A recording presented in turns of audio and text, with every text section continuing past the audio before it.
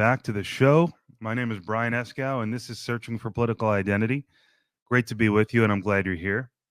My guest today is Dr. Guy Golan. He's a university professor and co-author of this incredible book that I'm looking at right now that has a long title called My Brother's Keeper, The Complicated Relationship Between American Jews and Israel. What does it mean to be a Jew? What does it mean to be an American Jew? These are foundational questions to this book and questions that I'm asking myself. I know that internally that this tortured sense of what is my identity as a Jew, as an American, is really at the foundation of my search for political identity, even if I haven't been talking about it for these past 3 years that I've been doing this podcast. I think you'll understand as you hear this conversation that it really is totally relevant to what I'm going through. So, amazing book. Please go get it. And thank you so much to Dr. Golan for joining me. And I can't wait to have him back for a follow-up conversation. We just started to scratch the surface here, asking some of these questions and trying to help me find my way. And through that process, we talked a lot about American politics, Israel, why Israel is perceived the way it is. So just really proud to have snatched a guest of Dr. Golan's quality. And I'm glad you're here. I am a little sick. I got the COVID booster. Don't ask. And I've been sick for 2 weeks. So I think it affected my performance as a podcast host in this case. Not my best performance. So please accept my sincere apologies, audience, and Dr. Golan, for maybe I rambled and wasn't on point as much as I should have been. But I'm sharing the conversation with you nonetheless because too much value in it, too relevant to what I'm doing. So I promise, Dr. Golan, the next time we talk, it'll be even better. But ladies and gentlemen, that's all I've got for the intro. Thank you so much for being here. If you want to help the show grow, of course, please like, comment, share, and subscribe. And without further ado, I hope you enjoy this, because as much as this podcast is about me finding my identity politically and otherwise, it's also about providing value to you. And I hope that you do find value in this conversation. So cheers, and I'll see you next week. Guy, welcome to the program, man. Thank you so much for doing this. Hey, good morning. I don't know how we connected. Did you find me on Twitter? I think so. Yeah. Well, I'm so grateful that you did, and honored that you're here, because this book, I'm not trying to flatter you or be cute, and I am going to hold it up. This book that we're going to be talking about, okay, is extraordinary. Like I told you before we started recording, I finished just under half of it, and I've digested it sufficiently, I think, to have a really good conversation with you. And I'm really looking forward to finishing it. This is hitting me. This is a special conversation I think we're going to have for me, because it just right over the target. Like I said, this just hits squarely for me, right between the two eyes, about what's going on in my heart and my soul, and has been for so long.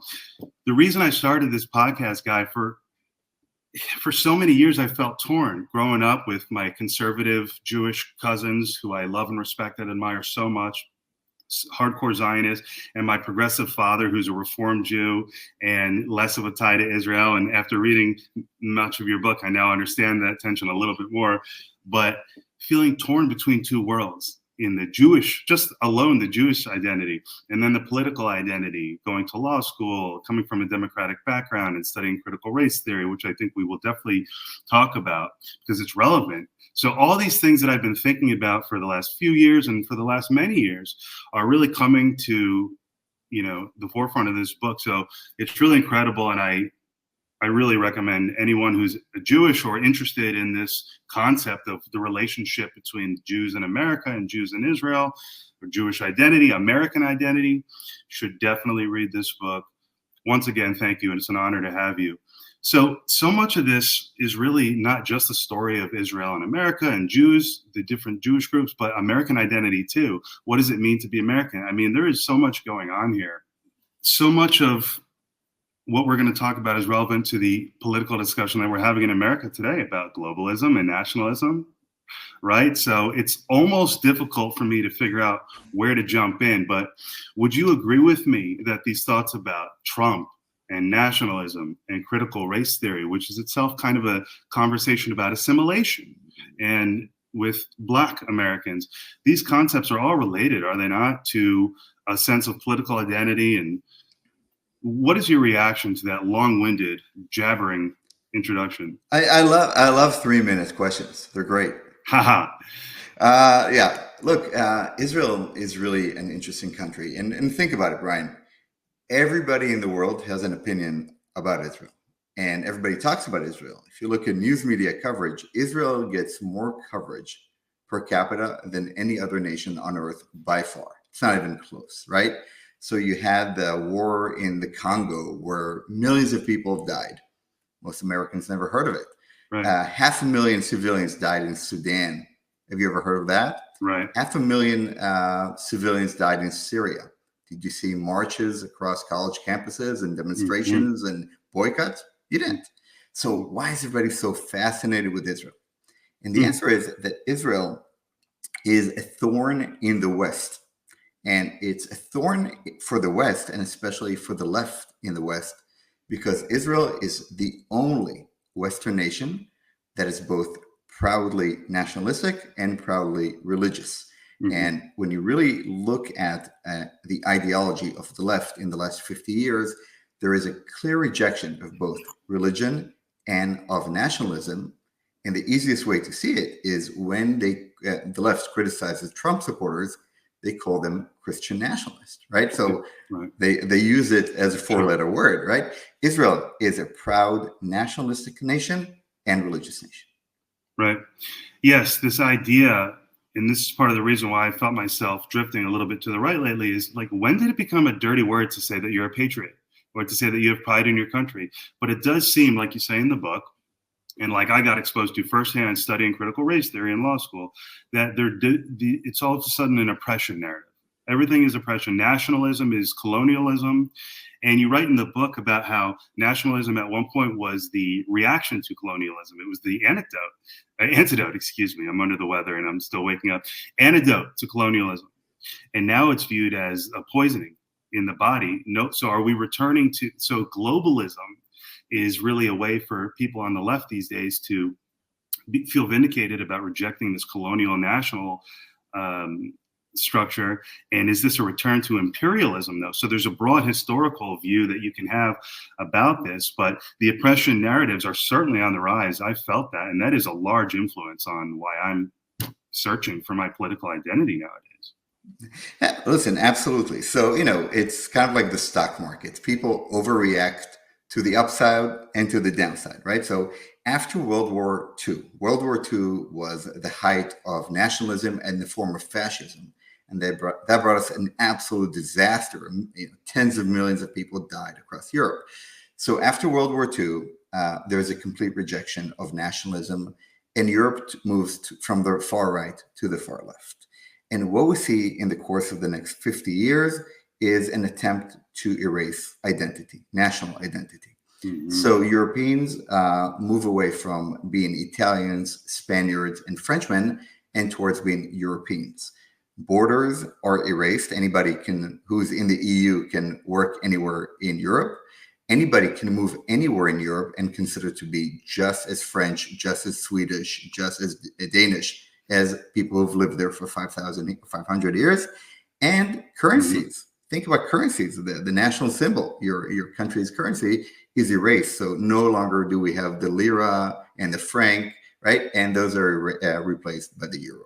So moving from the far right to the far left, and this attempt at erasing any differences between people. But the problem with trying to erase any difference between people is that it goes against social psychology. We find our identity through our group membership. And there is a reason why people want nationalism. Czechoslovakia broke apart, because the Czechs and the Slovaks didn't see themselves as one. And there is a reason why there is a country called Norway, Sweden, and Finland, and there is not just one big piece of territory up north.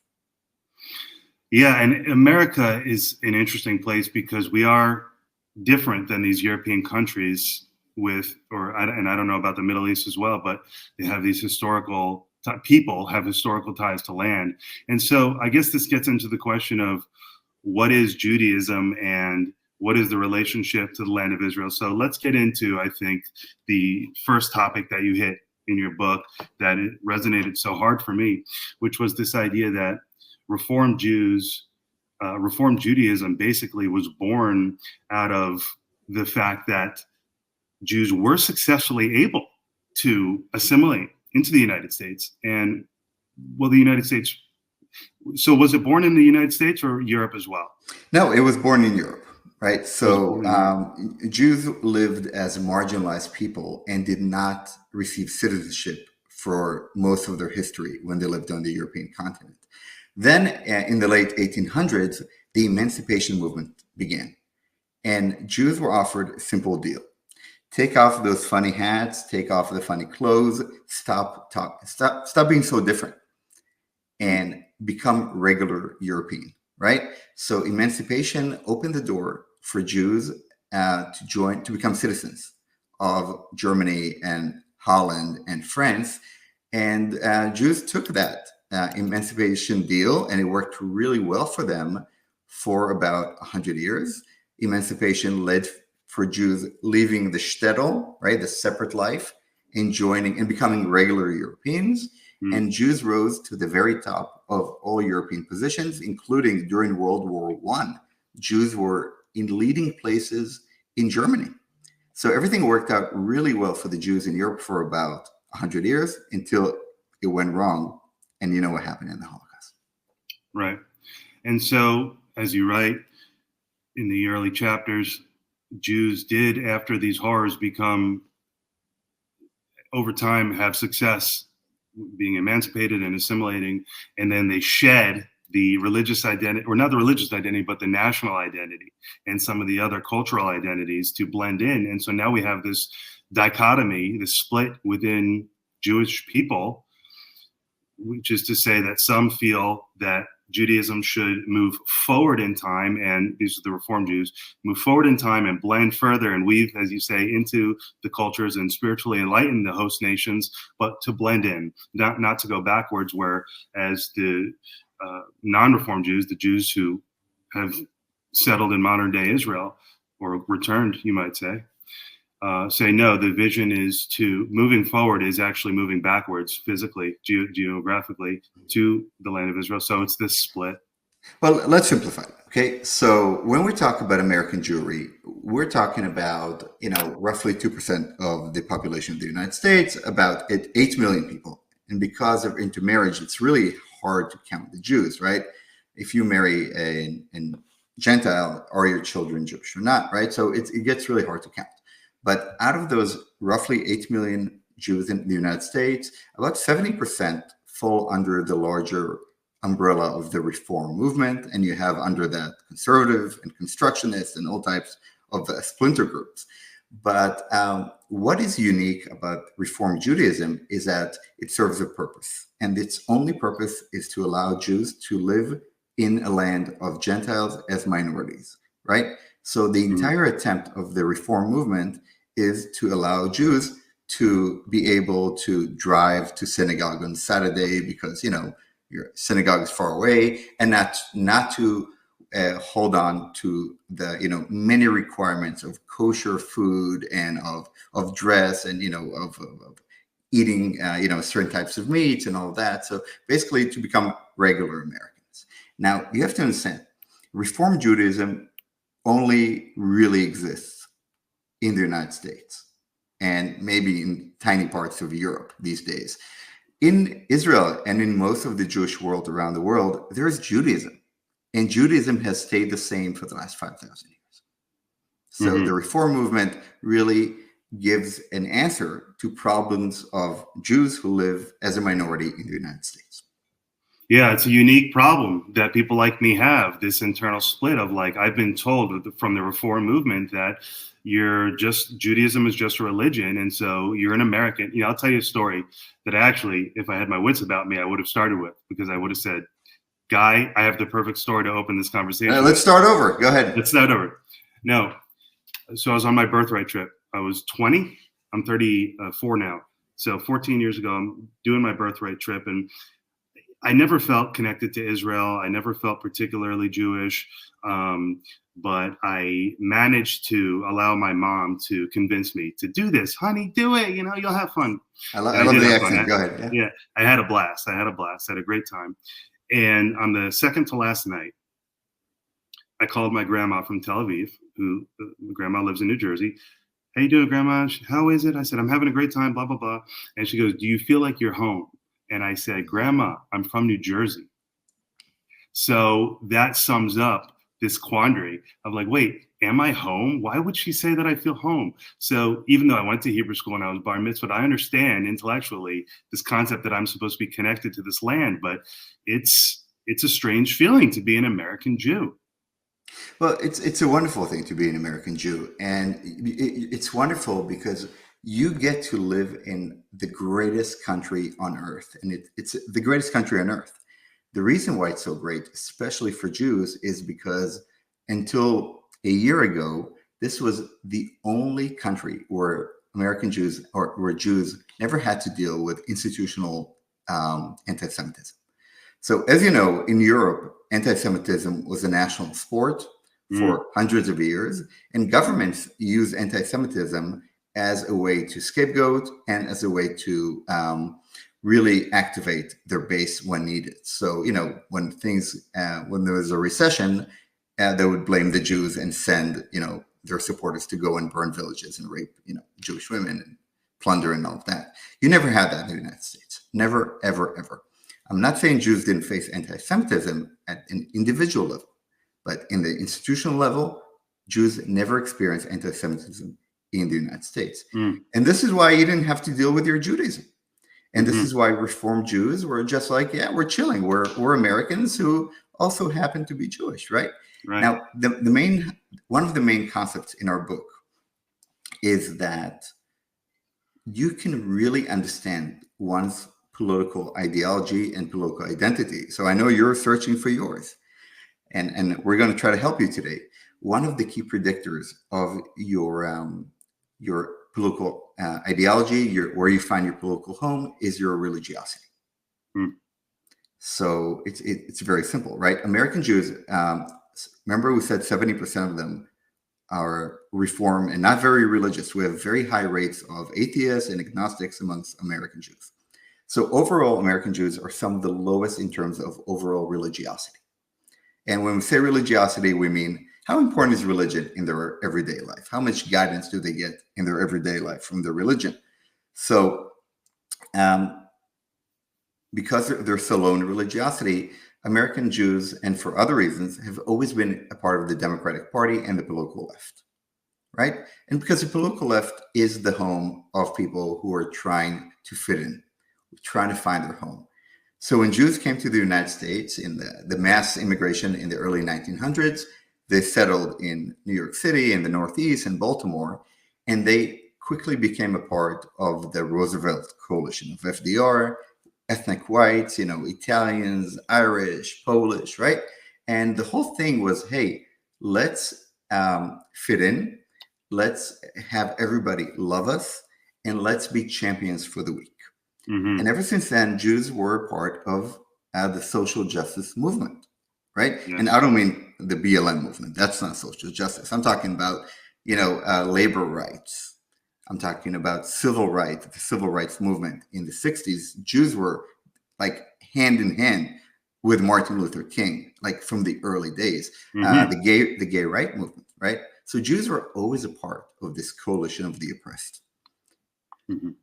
And this is something that is central to Judaism, and this attempt to adhere to the values of the Democratic Party, of inclusion, of equality, of fitting in, is something that American Jews are not only practicing in their political life, they actually bring it into their religious life. So when you look at, in some of the later chapters of our book, we talk about how Reform Judaism is different than Judaism. And, you know, when you look at the prayer books, Jews have been using the same prayer books for thousands of years. And in all of those prayer books, there's a yearning to go back to Israel. It always talks about the Jews as the chosen people of God, right? Well, those values don't really fit into the narrative of people who are trying to become accepted as citizens in a Gentile nation and who think that inclusivity and equality are the most important pillars of society. Right. So what you see is that Reform Judaism, they changed the prayers. They changed the prayers. They took out many of the yearnings to go back to Israel, and they took out many of the prayers where Jews thank God for selecting them as the chosen people.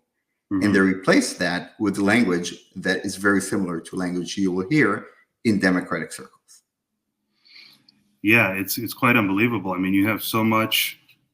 Yes, you have anti-Semitism, but you also have people who just say, I guess it's anti-Semitism. People who say the Jewish instinct is supremacist. There's a supremacist notion to it. So what's the response to that from a traditional Jewish perspective? Because, to be a chosen person of God, I mean. Well, I think again, you're hearing the language of people who are not religious, because if you read the Quran, Muslims are the people of God, and when you read the Catholic books and the Protestant books, definitely anybody has a relationship with Jesus is going to be going to heaven, while the others are not, right? So guess what? It goes back to the notion of, can people belong to different groups, and can some groups be better than other groups, right?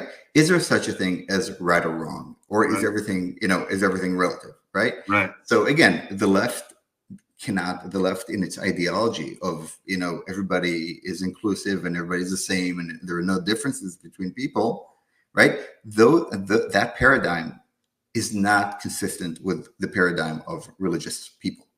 Right. Yeah, and so at some point, the narrative, I don't want to speak for the general public, but it does feel, and I think you say this in the book, that at some point, Israel became perceived as a Goliath rather than a David. At what point does this group who just wants to be in their home and free, and really that's it, at what point did they become an oppressor? And so how did that narrative come about? It's a really good question, right? So it's hard for young people to remember, but Israel used to be the darling of the left in the United States and in Europe, right? The Jews coming home to their homeland, it was, don't forget, Israel was colonialized by the Turks for a very long time. And later it was colonialized by the English. And then Israel was established as a tiny, tiny nation. From day one, it was under siege from 7 Arab nations who were trying to destroy it from day one, right? The day that Israel was declared, the next day you have the Israeli War of Independence, and 7 armies attack a tiny nation with barely no army. Somehow Israel survived. The real change in narrative came as a part of 2 different things. First, the Cold War. The Soviets identified Israel as a capitalist American base within the Middle East. And during the Cold War, for people who are not familiar with that time period, the world was pretty much divided between the blues and the reds, right? It's not the Crips and the Bloods. It's, the blue was the West, so Europe and the United States and Australia, and the reds was the communist bloc. And the Soviets were exerting their influence, so the red influence, across the Arab world. So you had a lot of pro-Soviet Arab leaders, such as Nasser of Egypt, and you had communist movements throughout the Arab world.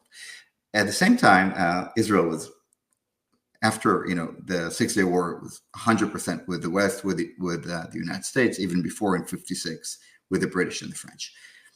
The Soviets used Soviet propaganda to discredit Israel because they wanted to gain favor with the Arab people.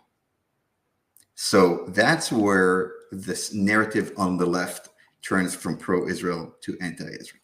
So early in the days of Israel, Israel was a socialist country. Most people don't know this. And one of the biggest supporters of Israel early on was the Soviet Union.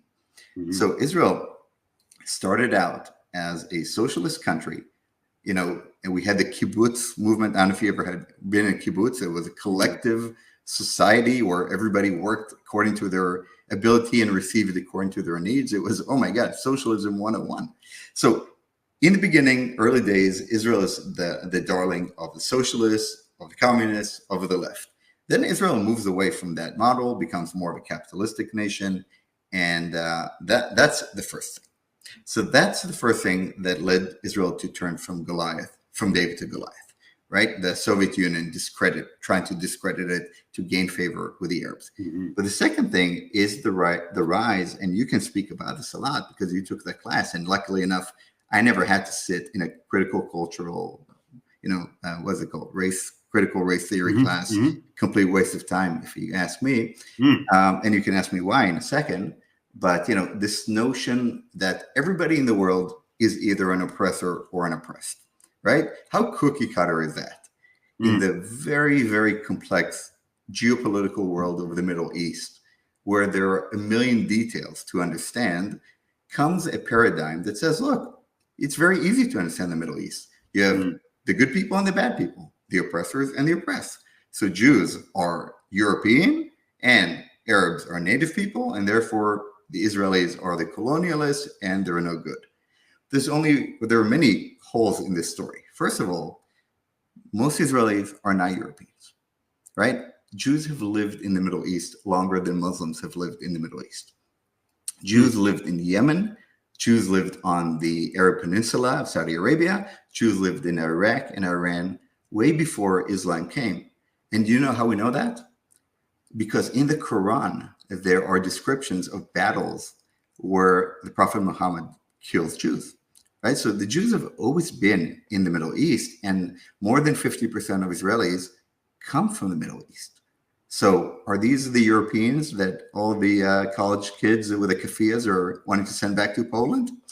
So again, the narrative of critical race theory, post-colonialism, all of that presents Israel as an alien to the land of Israel, the Jews as aliens to the land of Israel, without knowing any history that is proven by archaeology that Jewish people have always lived in the land of Israel. So why is it so, this is a deep question, but why is it so important for Jews to be connected to Israel? It's very simple. If you're a religious Jew, you believe that the land of Israel was covenant to the Jewish people 5,000 years ago. I mean, that's God's promise to Abraham.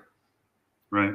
It's the foundation. It's so interesting how, and I am not trying to be cute or funny here, but it's so interesting how there is a land aspect of this amazing, rich, deep, profound religion. But then again, what is Judaism? It's a religion, it's an ethnicity, it's a nation. Is it all of the above? It's a very simple question. If you're from Israel, the answer is all of the above. We are one people, and we are responsible for one another. And this is where Reform American Jews somehow miss the point. And that is, if you only view yourself as a Jew, but and this is the social psychology of political identity, right? If we start our book with a story about John F. Kennedy. He goes to the Protestant convention in Houston, and he is trying to quail concerns about whether or not he, as the first Catholic U.S. president, would answer to the Pope. And he says, to them, listen, I'm an American citizen who also happens to be Catholic. A lot of American Jews are Americans who just happen to be Jewish, right? So, the Jews for Palestine, that you see on college campuses and hugging the Hamas supporters in the demonstrations, it's like their Judaism is number 55 on their identity list, right? Right. So, but if your identity is, if your Judaism is your primary identity, you understand yourself to be a member of a people, right? It's not only a religion, it's a people. And again, with people comes mutual assurance. Yeah, that's why anti-Semites and people who don't understand Jews often refer to them, us, I should say. Isn't that interesting how just in that language choice alone, but refer to Jews as tribal, because there is something tribal, if you will. There is a bond, there is a connection that is very profound. And so, well, Brian, aren't you an MLB? Aren't you a member of the tribe? I am. So I'm 70. So my ancestry test, it's 75% Ashkenazi Jew, and so I've got a 25% Gentile. There you go. There's that. Uh-huh. So, and the 75% that I have is Reform Jew. Right? So this is tough, man. This is So you're okay. So again, so are you Jewish light? The answer is not, right? I mean, look. So let's talk about how wonderful American Jews are. Can we say that? Can we talk about that? Me specifically, yes. Okay, very, very good. Look, Please. first of all, the vast majority of American Jews love Israel and are proud Zionists. We know that. Mm-hmm. After October 7th, the outpour of support amongst American Jews was unbelievable. American Jews dug deeply into their pockets and sent billions of dollars to support the people of Israel. So remember we spoke about mutual assurance, taking care of one another? Are we one people? Forget all the big talk. Okay, forget Bernie Sanders and screaming on the stage. When it came to the ultimate test, when Jews were under attack in Israel, American Jews stepped up and supported the people of Israel. We are one people, no doubt, right? I mean, no doubt about it. So, American Jews and Israelis have different political psychologies because they have different levels of religiosity. They view themselves differently. And there's one more thing, which is a huge concept in our book, and that is the psychology of American Jews is different than Israeli Jews because in Israel, you are the majority. Okay, you're not a minority, you're the majority. So it's kind of like being in school, right? Like if you're the only black kid in school, you're going to have a different psychology than if you go to an all black school, right? So think about this. In Israel, Israelis speak their language. They speak the ancient language of Hebrew. They walk on the land where their forefathers walked thousands of years ago. They're using the shekel, their own currency. Their religious holidays are national holidays, right? So it's not like my kids who have to deal with Hanukkah during Christmas. Right. In Israel, everybody celebrates Hanukkah and Sukkot and all the Rosh Hashanah, all the major holidays. This difference between being the majority group and minority group leads to completely different political psychology. Yeah.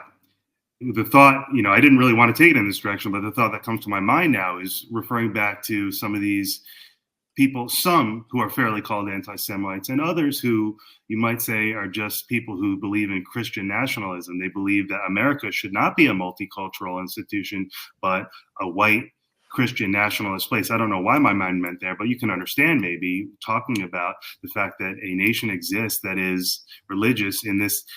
There's something interesting about Israel, right? You can't put your finger on it. It's unique. Is Israel unique?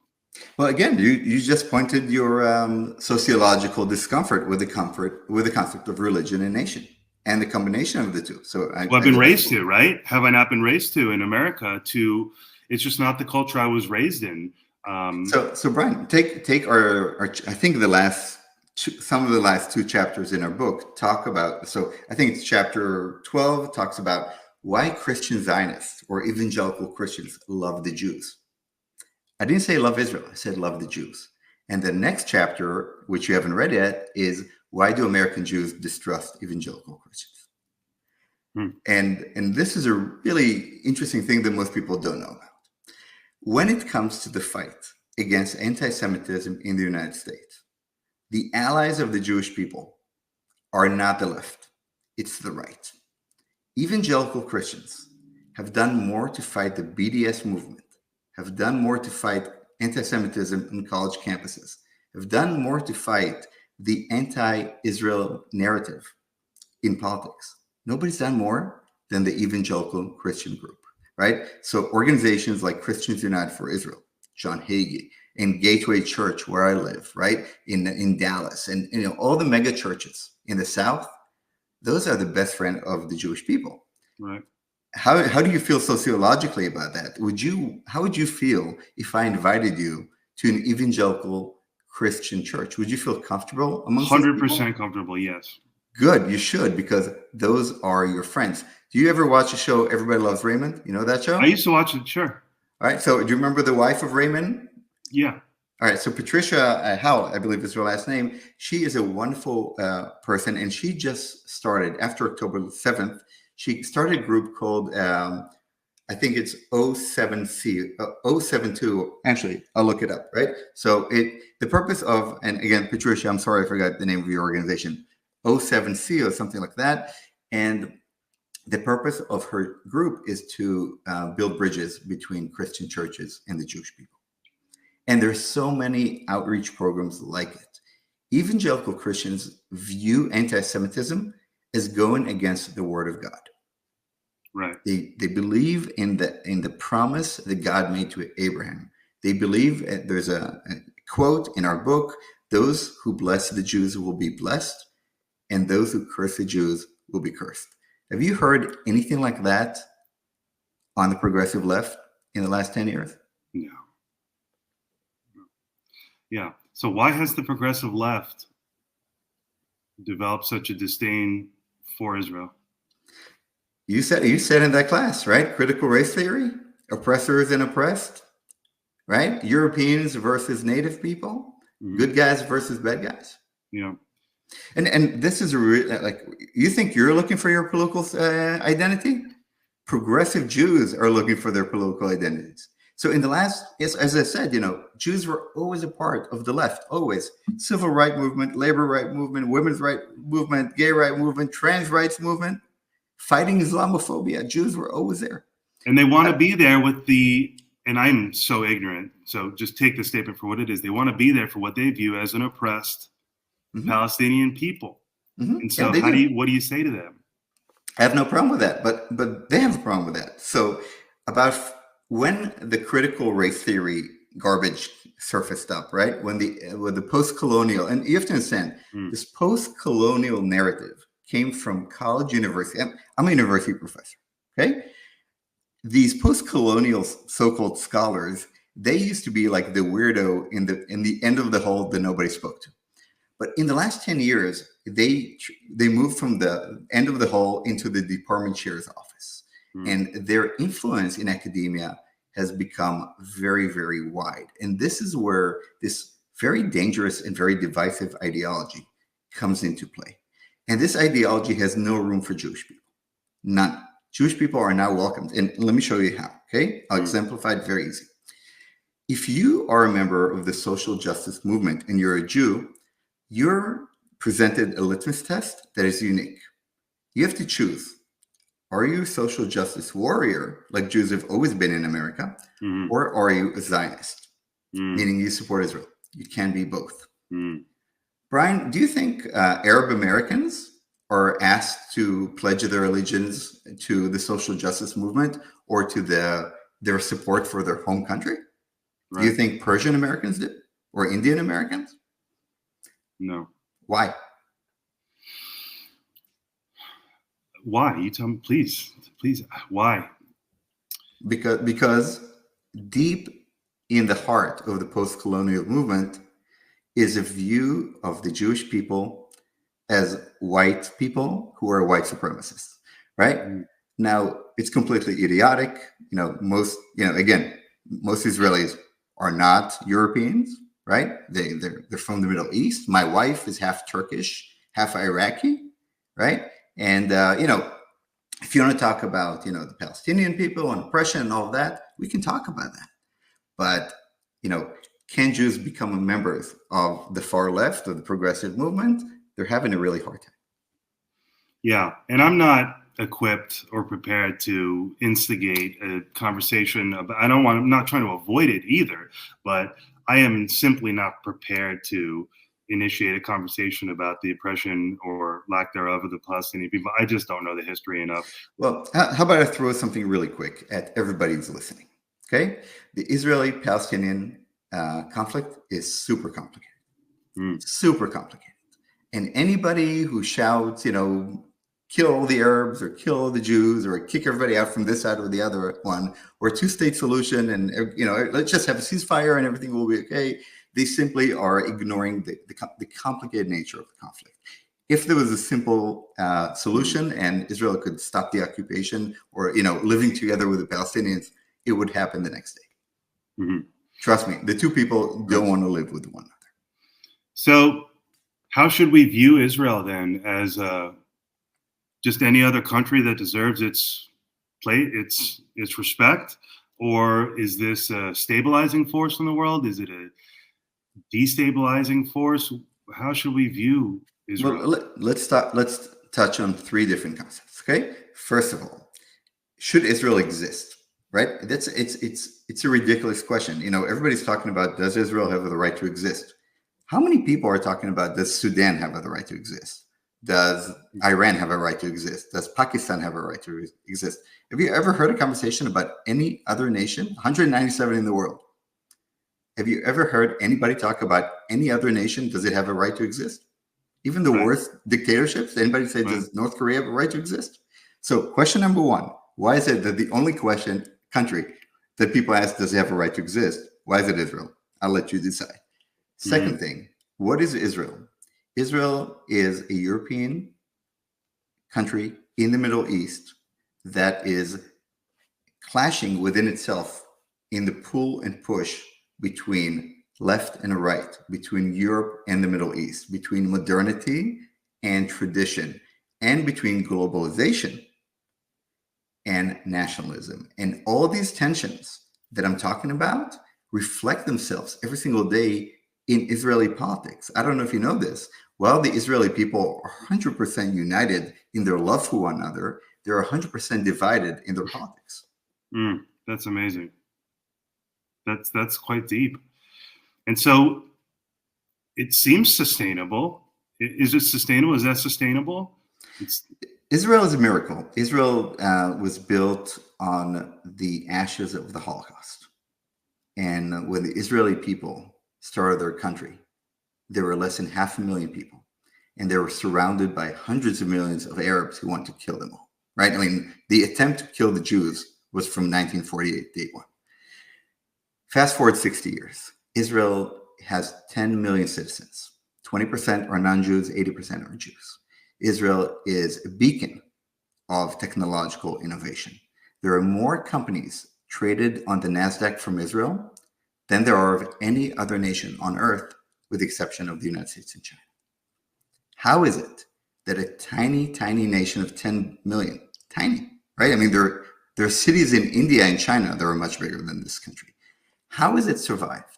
How is it flourishing? How does Israel have such a diverse and complicated democracy where you have Arab judges on the Supreme Court, where women from non-Jewish backgrounds are serving the highest offices in both government and of corporations and private business, right? So this country is truly unique and it's complicated. And this is why we wrote the book, Brian. We wrote the book because everybody's talking about Israel, but nobody understands Israel. We wanted to write something that was very easy to read. So we're both professors and academics, but this is a non-academic book. How long did it take you to read each chapter? It's like 5 pages each. 30 minutes to digest it, an hour, I mean, I might have read it each twice. You're a slow reader. Yeah. Exactly. Right. Yeah. And well, it is so easy to read, but it's so spiritually dense for me. It resonates with me so hard that I almost needed to study it like a textbook because it was stirring such profound thoughts within me. And I'm obviously still wrestling with it. So many of the chapters that I did read covered this very relevant to my podcast tortured sense of identity.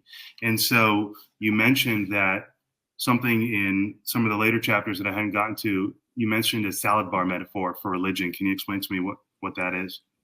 Yeah, sure. So Reform Judaism. Reform Judaism, again, very unique to the northern continent, the United States, right? There's really only one kind of Judaism. It's called Judaism, right? But in the United States, there is something called Reform Judaism, Conservative Judaism, Constructivist, all kind of different things. And how is it different? In Israel, most people don't know this. In Israel, most people are not religious. I mean, a large percentage of the Israeli population is either secular or traditional. Traditional means you do the services on Friday, and then you go out to the club and have a beer and drive a car, right? So you select, right? Mm-hmm. So this is a salad bar metaphor. Mm. In Israel, there's one salad bar, right? It's called Judaism, and it always had the same ingredients in it for 5,000 years. And people pick and choose what they want to take from the salad bar. Secular people will take nothing. Orthodox people will take everything. And traditional people will take, whatever they feel like that day. In the United States, the salad bar is different because American Jews want to change the ingredients in the salad bar because they feel those ingredients are inconsistent with their political values. So again, the notion of Jewish people as unique people, as the chosen people of God, that concept is very uncomfortable for American Jews. So they took it out of their prayer books, right? Mm. The prayers that show any divisiveness or differences between groups, they took it out. They took those ingredients out of the salad bar, right? So again, when an Israeli walks into a Reform synagogue, and they can be the most secular Israelis on earth, they walk in and they see a woman wearing a yarmulke and a talit and all of that, and they see the guitar and the TVs, and they're like, "What is this place? This is not a synagogue." Mm. But when American Jews walk into an Israeli synagogue or Jewish synagogue anywhere in the world, pretty much outside of the United States and maybe tiny parts of Europe, they see chaos. First of all, men are separated from women, which is, how is that possible, right? Why do women and men pray separately, right? Again, it goes against the aesthetic of modern society, right? But men and women pray separately. And while in Reform synagogues, everybody sings together, in Jewish synagogues in Israel, everybody prays at their own pace, and there's a lot of chaos and a lot of noise, and people are not sitting in their chairs and they're moving around. So basically what we try to show in the book is that the versions of American Reform Judaism and the traditional Judaism that's practiced in Israel are completely different. And it's very interesting. And the way American Jews view their religion and try to assimilate their religion to fit the modern world is very indicative of their political ideology, their political sociology, and their political behavior. It's no wonder I'm searching for political identity and having some sort of identity crisis, is right? I mean, it makes all the sense in the world, does it not?